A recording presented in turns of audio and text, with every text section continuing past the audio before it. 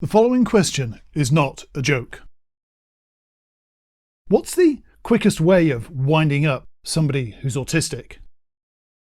I mean, apart from treating them like they're some sort of alien or talking to them in that tone of voice normally reserved for babies or cute puppies. When you talk to autistic people, there's one statement, one phrase that frustrates us more than any other. Everybody's a little bit autistic. Why do people think it's okay to say that? And why is it such a problem?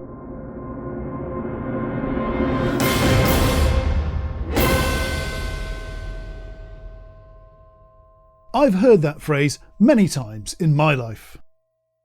Like most autists who've built a life for ourselves in the neurotypical world, I've had to mask my differences in order to succeed or be accepted. That means pretending to think and interact with the world the same way as neurotypical people do. I have to suppress my discomfort from sensory overload, resist asking questions I need the answers to, pretend I like things I don't or don't like things I do, and communicate in a way which feels foreign to me. Now and again, I need to open up to someone I trust, or have to explain my differences to someone who has misunderstood me in a way that might threaten my future. People always seem to react with one of the same stock responses. I'd never have known. You don't look autistic, really? You must be very high functioning. I thought only kids could be autistic. Did you grow out of it?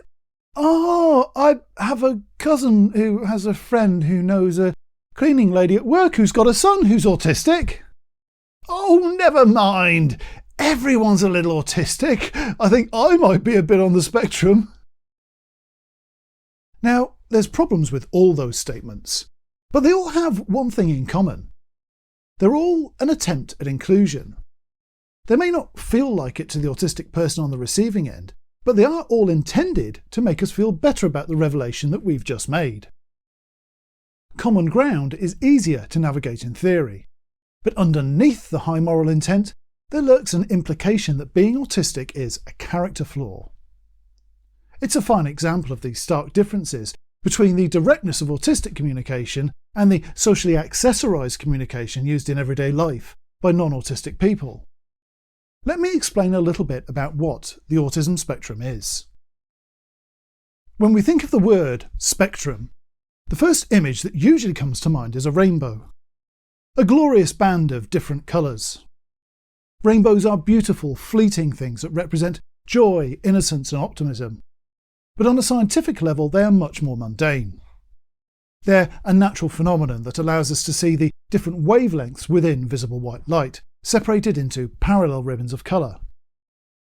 Trillions of water droplets in the atmosphere act like tiny prisms, splitting the white light from the sun into its components, providing one of nature's most enduring yet ephemeral spectacles. When we study physics, we usually see the visible spectrum represented on paper like this, as a straight line. Down here we have the short wavelengths of light, the violets and blues. Head over to the right and we go through cyan, green and yellow, until we end up with longer wavelengths that we see as red. Say I had a device that could emit whatever wavelength of light I specified. If I dial in 480 nanometers, what would I get? A nice shade of blue, a short wavelength colour. What about 580? Yellow and middle-ish wavelength. And 680 would yield a warm red at a relatively long wavelength. But when I look up at a cloudless summer sky, I never say, "What a lovely short wavelength sky." I don't appreciate sunflowers for their glorious middle of the spectrumness, and I don't judge the ripeness of my tomatoes on whether the wavelength of the light reflected from their skin has reached 700 nanometers yet. If I did, I would be missing the beauty of its colour and the richness that nature can bring into my life.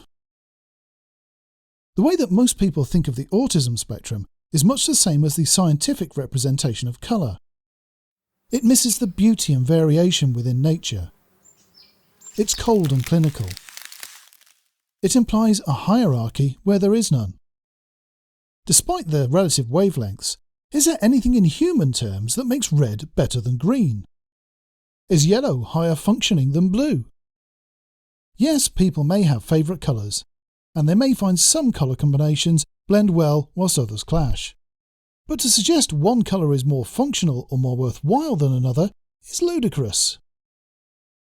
Autism is an aspect of nature. There have been autistic people as long as there have been human beings, despite the paranoid theories regularly trotted out by conspiracy cranks.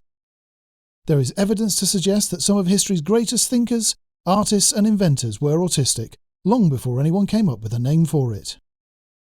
Their devotion to understanding the way the world works, for revealing its beauty, or to make life easier was born of their awareness of their difference and their single-minded passion.